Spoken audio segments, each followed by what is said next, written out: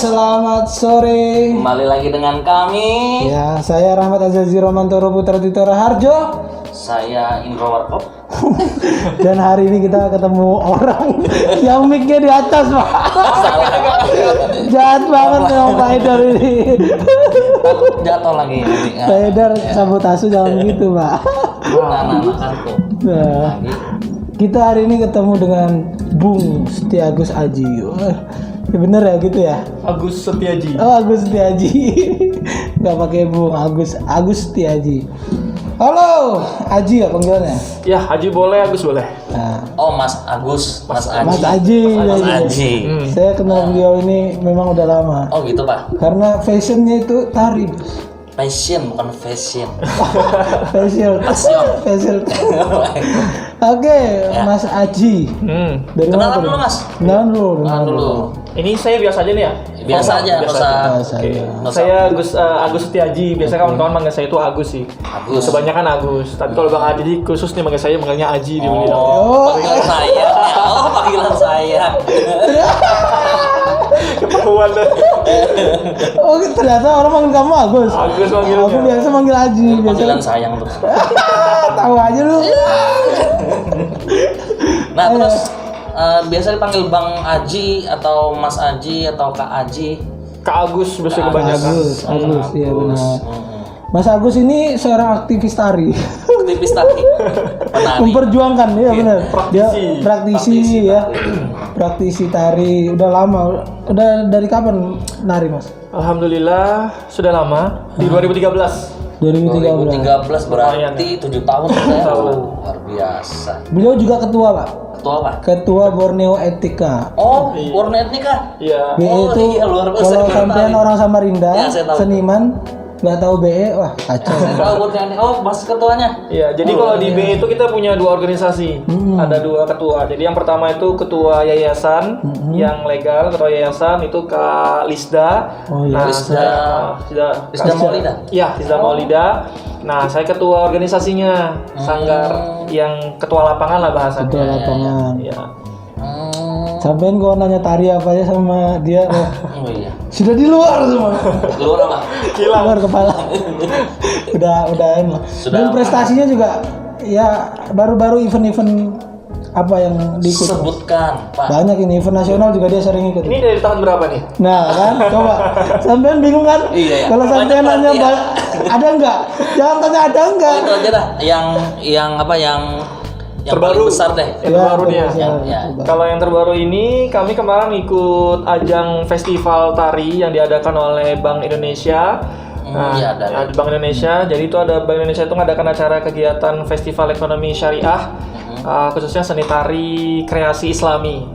Seni tari kreasi Islami. Iya. Nah, jadi kemarin itu kita ada seleksi dulu, seleksi tingkat kota untuk naik di provinsi. Habis itu kita naik ke nasional. Nah, jadi alhamdulillah kita dari provinsi kemarin kita lulus mewakili provinsi BI Kaltim. Nah, kemudian kita lanjut di jenjang selanjutnya di tingkat nasional, kawasan timur Indonesia bersaing dengan 17 provinsi lainnya dan kita alhamdulillah bisa meraih juara 1. Allah, Ya, keren kan? luar biasa. Saya kalau ngundang orang ke sini nggak pernah sembarangan. Oh iya. Dan banyak lagi. Kemarin juga sempat waktu Bang Iwan masih di Lanjong Art Festival juga ikut tari kontemporer. Tari kontemporer. Emang berkecimpung di situ ya. Iya. Dan latihannya di Taman Budaya kalau nggak salah. Iya, kalau kemarin sih sebelum pandemi kita memang aktifnya di Taman Budaya. Memang kami ini salah satu sanggar binaan lah bahasanya, binaan dari UPTD Taman Budaya Provinsi Kaltim. Iya. Hanya kami di situ difasilitasi untuk tempat sarana dan prasarana itu di Taman Budaya semua. Disediakan juga. Berarti enak. Wah, banyak ya itunya ya. Taman budaya ini. Iya. Nah, Mas Aji, Mas Agus. Nah, ini kan Agus. Mas Agus. Agusnya mesti ngebahas ya, Agus. Agus. Mas Agus. Iya. Kalau bicara tentang tari, apalagi khususnya Kalimantan Timur. Nah, kira-kira menurut Mas Agus gimana sih dunia pertarian Dunia pertanian. Provinsi Kalimantan Timur ini? Dunia pertarian. Dunia pertanian. Siap. Nah, jadi kalau di Kalimantan Timur itu ini kita agak unik, berbeda dari daerah lainnya. Kita punya 3 unsur budaya. Jadi Kaltim ini punya namanya unsur kebudayaan keraton, ada unsur kebudayaan pesisir, kemudian ada unsur kebudayaan pedalaman. Ya, keraton, pesisir, pedalaman. Kalau keraton itu biasanya kita bisa menyaksikan penampilannya tuh di Kedaton Kerajaan Kutai Kertanegara, di Tenggarong. Nah, di Museum Mula Warman, nah itu biasanya itu untuk tarian-tarian yang sifatnya sakral dan tidak boleh sembarangan orang yang menarikan, tidak boleh ditarikan di sembarang tempat, sembarang waktu. Nah, itu nggak boleh karena dia ada pakem-pakem khusus yang itu hanya boleh ditampilkan orang-orang keraton aja. Gitu. Nah, itu istimewanya tari yang unsur keraton. Nah, kemudian yang kedua itu ada pesisir. Unsur pesisir. Nah, kalau unsur pesisir ini bisa dibilang seperti umum lah ya, umum yang berkaitan dengan masyarakat perkotaan lah bahasanya. Kirain pesisir pantai. Bukan. Dia masyarakat perkotaan yang mayoritas itu biasanya bisa disaksikan di tempat-tempat yang kayak misalnya di Taman Samarinda, kita juga pernah disampil di sana untuk tari pesisir. Contohnya seperti Jepen, Ronggeng punyanya Pasir, Daling punyanya Berau. Nah, itu masuk dalam ranahnya ranahnya pesisir. Nah, itu yang kedua. Yang ketiga itu adalah pedalaman. Nah, ini yang biasanya yang dibilang etniknya Kalimantan, yang tari Dayak. Ya, tari Dayak. Kalau kita di suku Dayak Kenyah ada tari gong atau kancet leto. Kemudian kalau di bagian Dayak Benua punya tari belian, hudok. Nah, itu gantar. Semua punya filosofi semua itu ya. Masing-masing tarian punya filosofinya masing-masing. Nah, yang penting kita tahu dasarnya beda. Ada 3 dari dasarnya. Apa sebenarnya? Bedar, mohon maaf, saya di dunia tari itu udah lama, Bedar. Siapa? Saya. Coba sebutkan tadi. Ada tari pedalaman, ya kan? Nah, itu sambil dicatat tadi, Adi. Tari pedalaman, tari pesisir, sama tari Keraton. Nah, contohnya Bang, contohnya. Ayo contohnya. Pada telepon. Contohnya ya banyak tadi. Kalau misalnya belian itu pedalaman maksudnya. Pengobatan apa-apa itu kalau orang itu belian biasanya. Nah, terus kalau misalnya keraton itu ada tari keraton sendiri yang memang gerakannya sendiri, kalau nggak salah nggak boleh lengannya itu lebih tinggi. Oh iya, saya pernah. Macam-macam lah. Kakinya. Iya, terus ada tari pesisir, Jepen dan lain-lain yang sering kita lihat buat pembukaan event tuh biasa tari Jepen gitu. Kalau tari pedalaman itu yang kayak seperti tari Dayak. Yang pokoknya etnik-etniknya lebih ke suku Pak ya? Iya, lebih suku. Pedalaman Kalimantan. Jadi dasar tari apa? Jenis tari di Kalimantan ya? Unsur ada tari 3. Kalimantan ada 3. Keraton, pesisir dan pedalaman. Nah, mantap nih Pak. Ya mantap dong. Yang didatangkan beda kan? Oh iya. Kalau yang didatangkan orang sebelah ya nggak selesai gitu. Oh, iya. Orang sebelah tuh maksudnya siapa? Ya itu 3 dasar. Nah sekarang kita mau bedah yang mana yang kira-kira yang sering sih Mas Aji yang digunakan untuk di Samarinda sendiri. Iya. Kalau di Samarinda kebanyakan sih yang kedua, pesisir sama pedalaman. Pesisir sama pedalaman. Iya. Itu kalau yang keraton kan cara-cara khusus aja Pak ya? Cara-cara khusus aja. Dan itu orang-orang keraton aja yang boleh bawakan biasanya, atau orang-orang pilihan. Benar-benar. Kalau Ero kayaknya ada kan? Kalau Ero ada disajikan. Keraton ya? Iya. Oh itu kan kayak apa namanya? Apa? Ritual. Ya, ritual gitu. Ada ritualnya benar. Terus kalau tari Jepen itu biasa ada sarung Samarinda juga kan ya? Ya, kalau tergantung dari daerahnya. Kalau dari Samarinda, kita punya Jepennya biasanya mengaitkan dengan Tajong Samarinda. Tajong Samarinda benar. Sarung Tajong. Apa sih?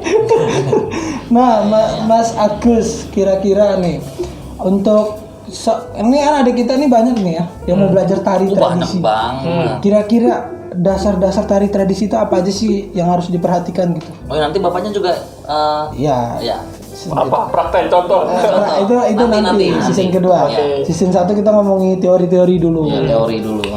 Dasarnya apa sih yang harus dimiliki seorang penari tradisi gitu? Apa lengannya kan dulu? Soalnya saya dulu pernah Oh pernah, Saya pernah nari. di BSBI dulu 2009. Oh, juara. Enggak, itu organisasi. Organisasi. Kita ikut festival Kemilau, Kudungga yang gitu-gitu musiknya kan, pengiring Oh, musik. Bapak jadi apa? Jadi memang mata, tangan, kaki itu ada hal-hal yang harus mata diperhatikan pasti, dalam penilaian juri dan lain-lain. Nah, kita tanya dasar-dasarnya apa kira-kira gitu. Iya. Jadi kalau misalkan teman-teman pengen nari, sebenarnya dasarnya mudah. Apa tuh? Dasarnya itu adalah bergerak. Betul. Ya. Oh gini juga joget. Poin dari tari itu adalah bergerak. Maka kalau sudah didasarkan dari bergerak, maka siapapun itu pasti dia bisa menari. Cuman, nah ada tapinya nih. Iya, benar. Cuman biasanya Banyak kalau modelnya. kita perform itu kan ketika kita berada di atas panggung itu membutuhkan ada namanya estetika. Itu dia. Atau ada yang namanya ya keindahan lah, unsur keindahannya. Jadi banyak hal-hal yang kita angkat ke atas panggung itu semuanya berubah jadi lebih indah, lebih cantik, lebih menarik. Ya, Nah seperti itu. didukung dengan aspek musik, Musik, ya, ya, lighting, setting, kostum, properti dan lain-lain. Tata gerak juga ya Pak. Ya. Nah, kalau teman-teman mau belajar bagaimana cara itu membuat tarian atau praktek tariannya, teman-teman harus kenali dulu ada 4 macam nih jenis gerak. Iya. Nah, ada 4 macam jenis gerak. 4 macam itu apa Iya. aja, Kak? Nah, yang 4 macam yang pertama itu adalah gerak imajinatif. Imajinatif. Jadi gerak imajinatif itu tuh gerakan yang muncul dilakukan manusia itu tanpa adanya sesuatu apapun. Misalkan coba kita praktekkan gimana gerak angin. Gerak angin. Nah itu kan susah nih, kita memperhatikannya. Oh, benar. Nah itu jadi kita seolah-olah menjadi angin. Menjadi angin. Nah itu namanya gerak-gerak imajinatif atau kita menjadi api. Nah itu kan namanya contoh-contoh salah satu contoh dari gerak imajinatif. Nah kemudian yang kedua itu adalah gerak imitatif. Nah gerak imitatif ini biasanya kita mengambil dari bentuk-bentuk yang berada di alam. Contohnya kayak bentuk hewan. Oh, benar. Itu bentuk-bentuk gaya-gaya pohon berdiam itu seperti apa kayak gitu. Nah, itu bisa juga masuk dalam alat teater tari. juga, jadi alat teater juga. Jadi kalau gerak harimau berjalan itu seperti apa? Nah, itu benar, kita benar. bisa praktekkan di atas panggung. Itu namanya gerak imitatif. Kita meneri sesuatu yang itu berasal dari alam, bukan dari manusia. Oh, gitu. Ya. Yang ketiga itu adalah gerak maknawi. Maknawi. Nah, jadi gerak maknawi itu adalah gerak yang kita dapatkan dari proses tingkah laku manusia lainnya. Seperti misalnya makan. Kalau makan kan cuma gini aja nih. Nah, kalau sudah masuk dalam seni tari, bisa jadi makan itu berubah jadi geraknya. Lebih cantik lagi ngambilnya, diugal tangannya, diambil sendoknya, baru dimasukkan ke mulut. Seninya di situ. Nah, seninya di situ. Jadi segala aktivitas manusia yang dilakukan itu yang dimasukkan dalam seni tari, seni panggung itu namanya gerak maknawi. Jadi ada makna-makna khusus dalam gerakan itu. Betul. Satu lagi berarti ya? Satu lagi yang keempat itu adalah gerak murni. Nah, gerak murni itu adalah gerak yang tanpa ada ada batasan dalam bergerak. Jadi geraknya itu bebas. Yang itu eksplorasi dari gerak tubuh. Oh, iya. Nah, jadi dia Jadi tidak kontemporer masuk gerak murni? Iya, kontemporer masuk dalam Gerak murni. bisa dibilang masuk gerak murni. Luar biasa. Nah, itu tadi 4. 4 aja. Nih, apa tuh? Bisa cek dulu Pak, itu nyala atau enggak? Nyala. Oh nyala. Tadi saya nggak lihat sini. Mata anda itu kan minus. Oh iya 4 ya. Tambah ini 6. Kacamata double 2. Nih, Lanjut. pertanyaan Mas Agus, bagaimana cara kalau kita di teater itu ada dramaturg untuk pendekatan ketika mau menjadi seseorang? Nah, kalau untuk tari nih, bagaimana sih membangun imajinatif tadi? Kan adik-adik kita kan belum terbiasa kan menghidupkan imajinasinya kan. Nah, bagaimana caranya gitu? Iya.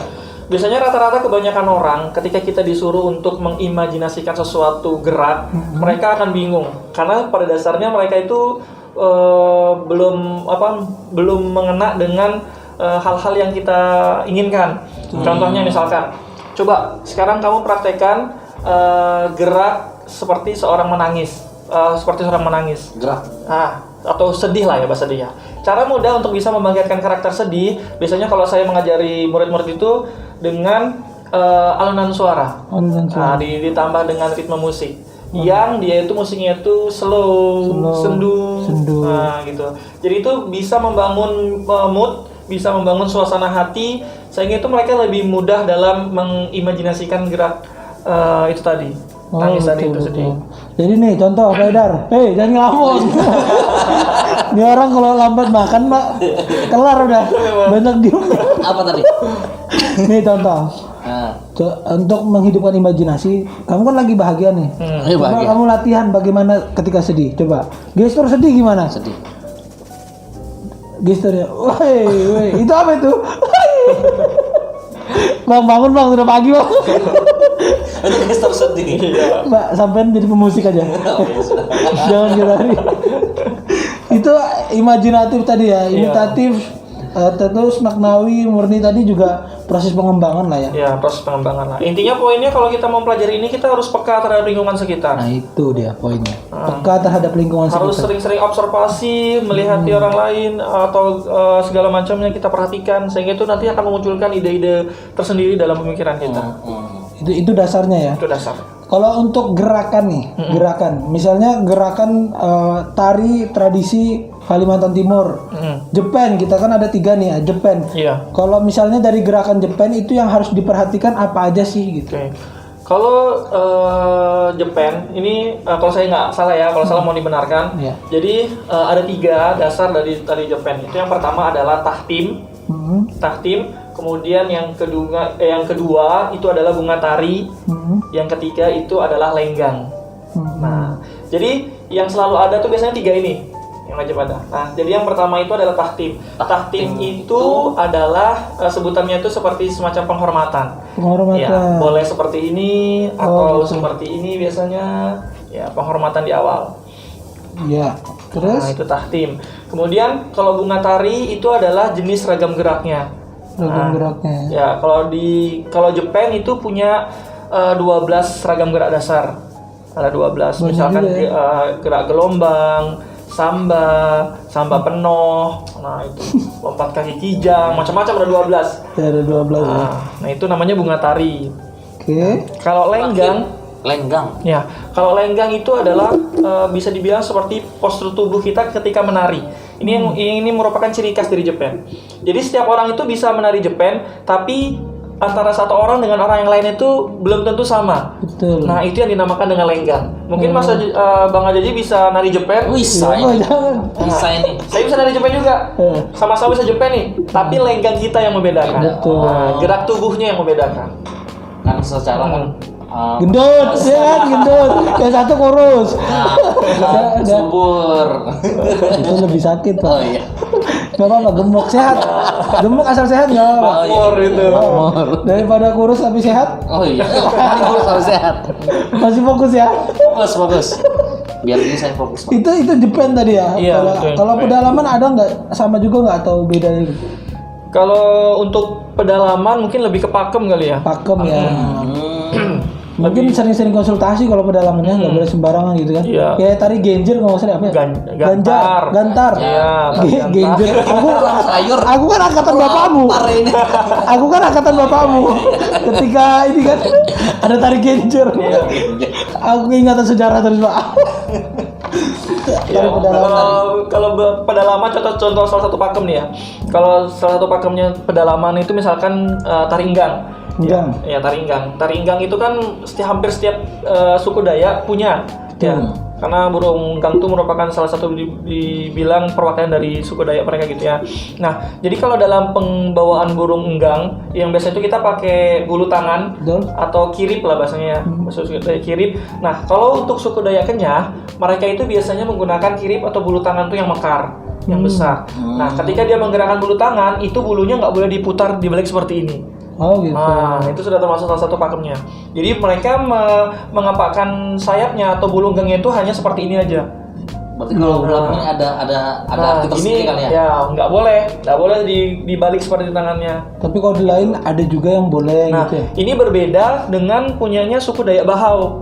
Nah, kalau suku Dayak Bahau, dia cenderung bulu tangannya itu sedikit dan bulunya itu jatuh. Oh gitu. Oke, jatuh hanya beberapa helai bulu aja. Nah, kalau itu nggak apa-apa diputar tangannya. Oh gitu. Ya, karena bulunya sedikit, sedangkan kalau Dayak Kenyah dia bulunya lebar besar. Dan sekarang bulu unggang juga sulit ya. Iya benar. Sekarang sudah langka dilindungi kayaknya. Iya, Hampir mau punah. Biasa kan orang-orang ngambil yang udah rontok-rontok kan. Rontok-rontok. Nyari-nyari kan Jadi susah mereka juga. masuk ke hutan, Iya. cari-cari itu bulu. Nyari-nar. Kamu kan biasa gitu. Oh iya. Nyari-nyari barang orang mana ambil. Ambil gitu. Lo kan sama. Oh iya.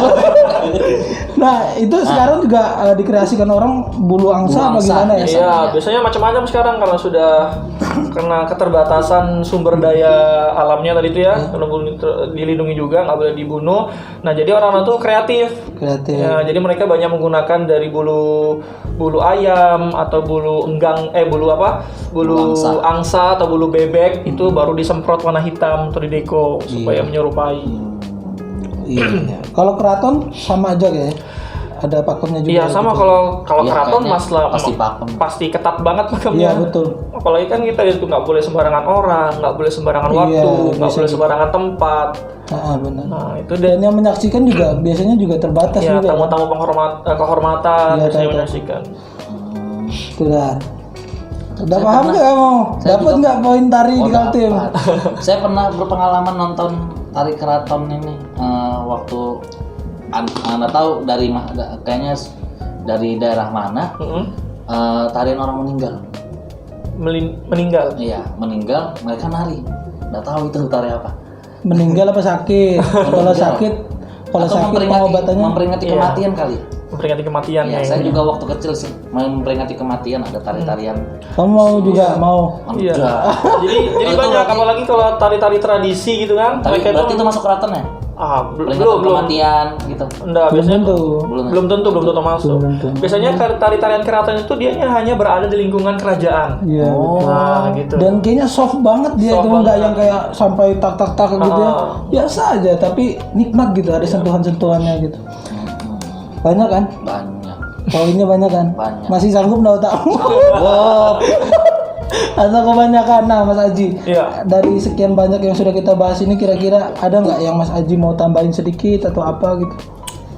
Ya, buat teman-teman di luar sana, menari itu mudah. Menari itu mudah. Menari itu mudah. Cukup bergerak. Cukup bergerak. Cukup bergerak. Cukup bergerak itu teman-teman sudah dibilang menari, ya. Maka untuk itu jangan jangan merasa bahwa tari itu adalah sesuatu hal yang mudah, apalagi tari tradisi. Di mana bumi dipijak, di situ langit dijunjung. Maka teman-teman yang dari luar daerah ataupun dari daerah manapun, kalau bermain Kalimantan, sesekali lah kita belajar tari-tari Kalimantan. Iya. Ya, selain melestarikan kebudayaan, itu juga salah satu tugas kita sebagai bangsa Indonesia yang punya begitu banyak kebudayaan untuk melestarikannya bersama. Dan mempertahankan. Kebanyakan yang melestarikan orang-orang luar malah ya. Iya benar. Adik-adik kita kan miris jadi. TikTok mungkin boleh TikTok ya kan. Cuma dikontrol gitu. TikTok 2 kali 3 kali, setelah itu belajar lagi Jepang dasar-dasar. Itu identitas menurut saya kan, Iya, nggak boleh ditinggalin. Contoh Jepang sih. Kenapa juga? Kenapa? Jepang selalu menunjukkan sisi budayanya, samurai, Betul. terus yang baju-baju apa? Kimono. Kan dia terkenal kan? Iya. Nah, bisa juga teman-teman luar sana tuh sama tahu pakai kayak gini nih. Nah ya ini Bagus ini saya lihat tadi. dijual. Ya ini Ini salah satu pelestarian budaya juga. Kita menggunakan produk-produk dari kerajinan tangan milik beberapa suku. Kayak ini saya pakai. Ini salah satu motif dari apa namanya? bolu apa? Iya, kain tenun Kain ulap doyo. Ulap doyo. Iya. Keren ya. Tenun ulap doyo. Keren kok kayak gini tuh, serius. Ya kan? Jangan cuma yang bisnisnya bisa harga 2 juta, 3 juta. Tapi ditanya ini kain apa? Nggak tahu. Ini kain apa? Belang harta nggak tahu. Ini kain apa? Ini kain impor biasanya. Ya dikembangkan Pak, kan ditenun. Sampai nih gimana sih? Dan itu kan bisa mengangkat juga ekonomi kan? Iya Iya benar. benar. Ekonomi kalangan yang menengah ke bawah itu yang bikin tenun itu bisa meningkat kalau kita beli baju-baju karya mereka keren-keren kalau dipadukan dengan baju-baju modern gitu kan. Nah, oke, Pak, season kita pertama sudah selesai tentang teknik dasar. Berarti waktunya Sudah cukup. sudah cukup. Kita udah tahu teknik dasar. Berarti Ada challenge nggak dari Mas Aji tentang teknik dasar ini atau gimana? ya, Adik-adik ada harus tugas buat presentasi. adik-adik kita di Budi Oke, Bakti. boleh. Nih, supaya sama-sama kita menjaga dan melestarikan kebudayaan. Salah satu challenge-nya nih buat teman-teman atau adik sekalian, coba kalian buat berapa kali 8 ya? 5 kali 8 gerakan dari gerak maknawi tadi itu. Maknawi. Jadi silakan maknawi. Jadi silakan perhatikan lingkungan sekitar. Perhatikan lingkungan sekitar. Kira-kira gerak apa yang bisa kalian angkat dalam seni tari? Contohnya kayak tadi itu makan. Coba maknawi dipraktekkan. tadi gerakan-gerakan Iya. yang biasa itu ya, kayak makan, tidur. Ya, tapi dibuat estetika. Ada estetiknya, ada seni keindahannya. Iya. Adik-adik kita pasti ngerti. Ya, Dan berarti gampang banyak. Challenge-nya buat gerakan 5 kali 8 ya. Ya, 5 kali 8. Gerakan maknawi. Maknawi, Dan bebas. kirim ya bebas dan kirim ke siniar atau personal chat dari saya atau Pak Azazi juga bisa. Ya lah. Yoi, nanti kita kasih reward bagi yang bagus. Ya. Nah, ya kan ada. Nanti urusannya Pak Edor itulah. Dia yang mikir. Belum sih. Oke, itu aja dari kami ya. Kita ketemu lagi minggu depan. Iya, season kedua Sesi kita kedua bersama- tentang bagaimana menari itu, Pak. Bersama Kak Agus ya. Tetap sama Kak Agus dong pastinya. Siap. Oke, saya Rahmat Azazi Romantoro Tirta Raharjo dan Saya Vino Gebastian. dan Saya Agus Setiaji. terima kasih dan selamat Selamat sore. sore.